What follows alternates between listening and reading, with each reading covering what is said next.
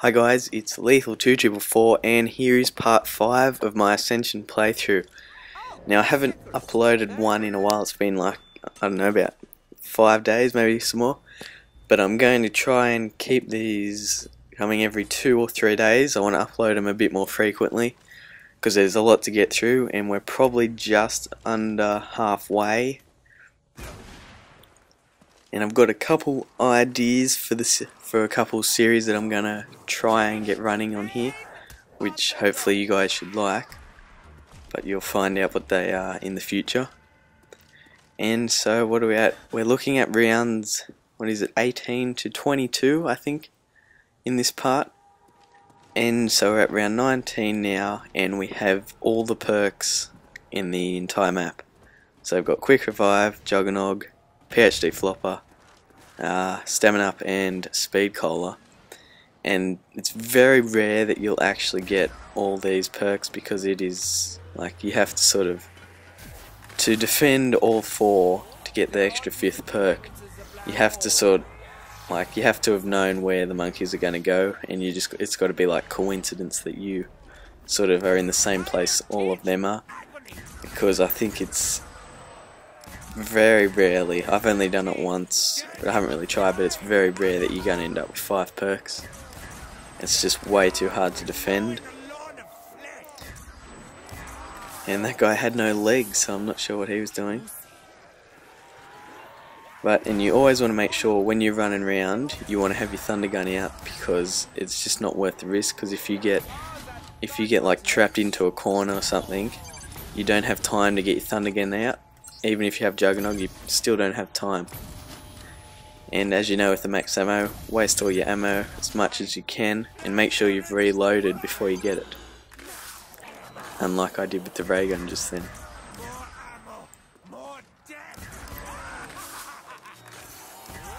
And so what you know, it's a lot handier when you're playing solo with the Gersh devices, because you know that every 4 rounds, or roughly, usually every 4 rounds the monkeys are going to come.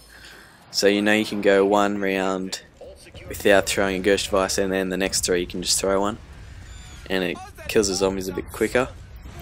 And so now here's the monkeys, and you'll see I'll lose one of these perks, I'm pretty sure, because it's just insanely difficult to watch 5 perks. It's hard enough for 2, but for 5 it's insanely difficult. So basically I'm just prioritising Juggernog and Quick Revive. As I've said before, they're the most important. Now because they're taking Speed Cola, so I'm not sure whether to go to that or to go to Stamina Up. But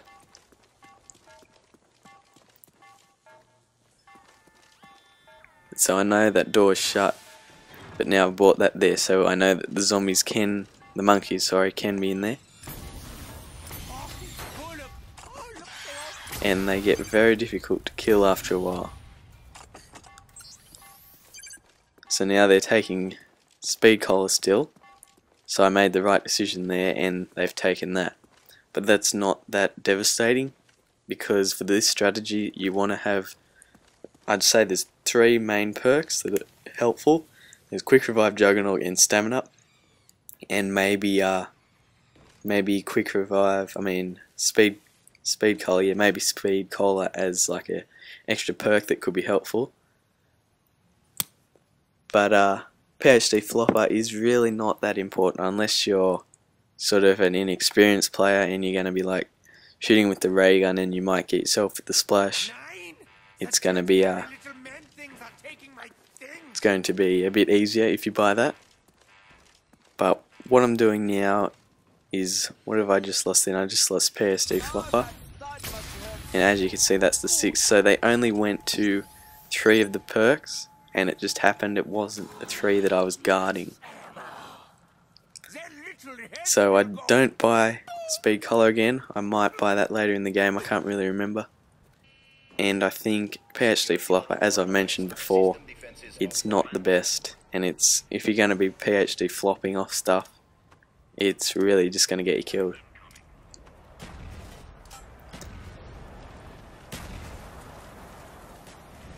And when you call this lander, you need to make sure you don't stand under it as I did in the previous part, or maybe, no, it was the part before that, in part 3 I think it was.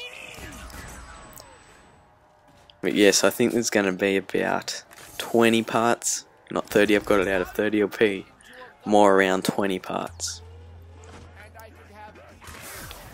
And if you guys have any ideas or suggestions for any videos that you want me to make, it'd be very helpful if you could send me a message. And if you need sort of like, if you want any explanations for stuff or anything, just send me a message and I'll be happy to try and include that in a commentary. And when you get overrun while you're running around here, when you walk up the stairs, it's best to just turn around and thunder gun if you have it, instead of walking off the edge, because they'll all run down the stairs and you'll end up using a lot more thunder gun ammo than you would if you just shot them straight away. And so when you walk through that gap between them, you're going to see most of the time I will pull out a thunder gun just in case I get stuck. And especially at rounds like 40, you really don't want to make like a careless mistake and get down for it, because let's just say it's not exactly fun getting to level 50. It's a lot of motivation, which I only have enough for doing once, and it is pretty boring. I think by around 25 you're getting bored of it. So now I think I'm going to do, yes, I'm going to go to the Pack-a-Punch machine and upgrade my ray gun.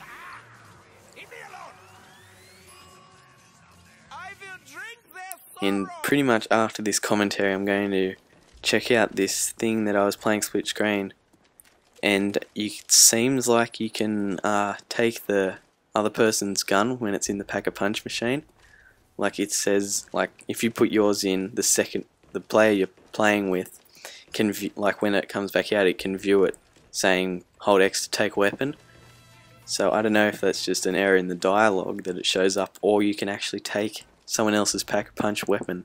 But I'm going to check that out straight after I finish this commentary, and possibly I'll get it uploaded tonight. But if it doesn't work, I won't end up uploading it, but I'll definitely have a check of that, and that'd be kind of cool glitch if that actually happened.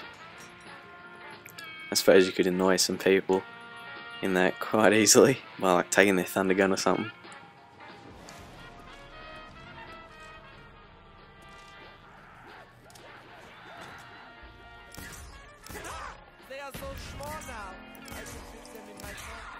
And I might end up, for like the future parts, I might end up skipping like a couple rounds, because a lot of it just repeats what I'm doing now, and I'm just running around this whole time.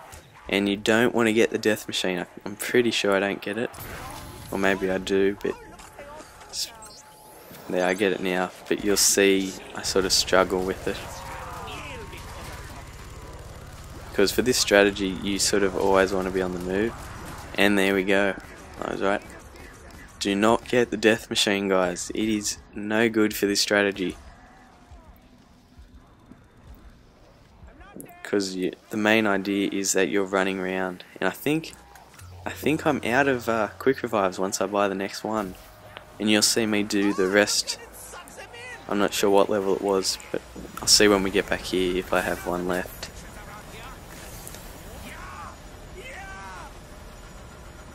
Because I'm fairly sure that I do it from around 25, and I do the whole rest of the match just on let's see if I got it. Yes, I've got one left.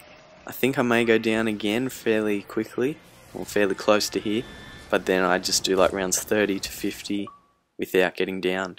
And for some reason my controller is always doing that, especially when I'm recording a video. It just senses that the recording's going on and wants to stuff it up. And I wouldn't recommend holding out this spot. It's probably a good place in the earlier rounds. So this is the end of the video, guys, so I want to thank you guys for watching. If you enjoyed it, give it a thumbs up. If you like this sort of stuff, I'm bringing a lot more to this channel, It'd be great if you could subscribe. And thank you guys for watching, and have a great day.